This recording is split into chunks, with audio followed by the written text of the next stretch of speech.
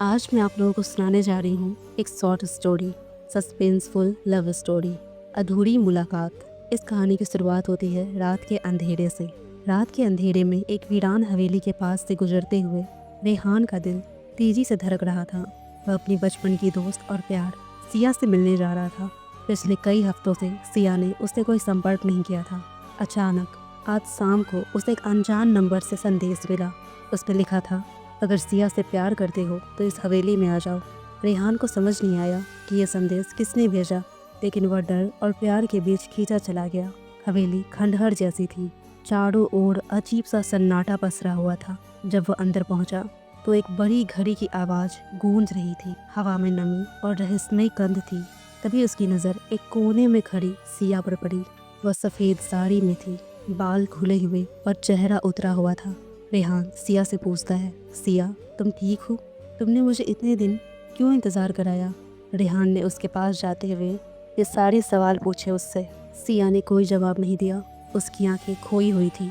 कुछ पल की खामोशी के बाद उसने धीमे स्वर में कहा, रेहान मुझे यहाँ से बचा लो।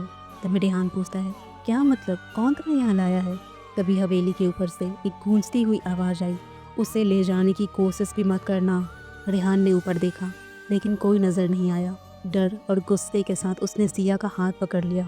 उसने कहा, चलो यहाँ से, मुझे परवाह नहीं कि ये कौन है। लेकिन जैसे ही वे बाहर जाने लगे, दरवाजे अपने आप बंद हो गए। हवेली के अंदर हल्की हल्की रोशनी जलने लगी। एक अजनबी व्यक्ति काले कपड़ों में उनके सामने आ गया और उस आदमी ने कहा, मैंने तुम्हें पहले ही चेतावनी दी थी रेहान, सिया अब मेरी है। रेहान ने हिम्मत जुटाकर कहा, तुम कौन हो और सिया तुम्हारे साथ क्यों है?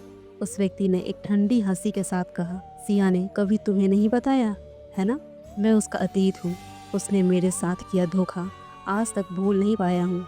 सिया ने रोते हुए रेहान को देखा और कहा, यह विक्रांत है। मैंने इसे छोड़कर तुम्हारे साथ प्यार किया, लेकिन अब ये मुझे अपनी कैद से भागने नहीं देगा। सिया को मैं हर हाल में ले जाऊंगा, रेहान ने कहा और विक्रांत की तरफ बढ़ा।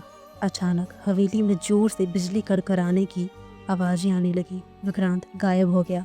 रेहान ने सिया का हाथ पकड़ा और दरवाजे की ओर दौड़ा। यह सब जैसे एक भूतिया जाल था।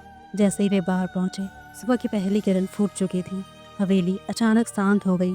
सिया ने कांपते हुए कहा, अब हमें कोई अलग नहीं कर सकता। लेकिन जैसे ही रेहान ने सिया की तरफ देखा, वह धीरे धीरे धुंध में बदलने लगी। रेहान चिल्लाते हुए बोला, सिया ये क्या हो रहा है? सिया की आवाज़ गूंजी, मुझे माफ़ कर दो रेहान, मैं अब इस दुनिया की नहीं हूँ। विक्रांत ने मुझे कई साल पहले मार दिया था। मैं सिर्फ तुमसे आखिरी बार मिलना चाहती थी। रेहान वही ज़मीन पर गिर पड़ा। उसकी आंखों से आंसू बह रहे थे। वह जान गया था कि उसकी मोहब्बत सिर्फ एक अधूरी मुलाकात बनकर रह गई। अगर आपको ये कहानी अच्छी लगी तो कमेंट सेक्शन में ज़रूर बताएं और हमारे चैनल को सब्सक्राइब ज़रूर कर लें। हम ऐसे ही शॉर्ट कहानियाँ आपके साथ साझा करते रहेंगे।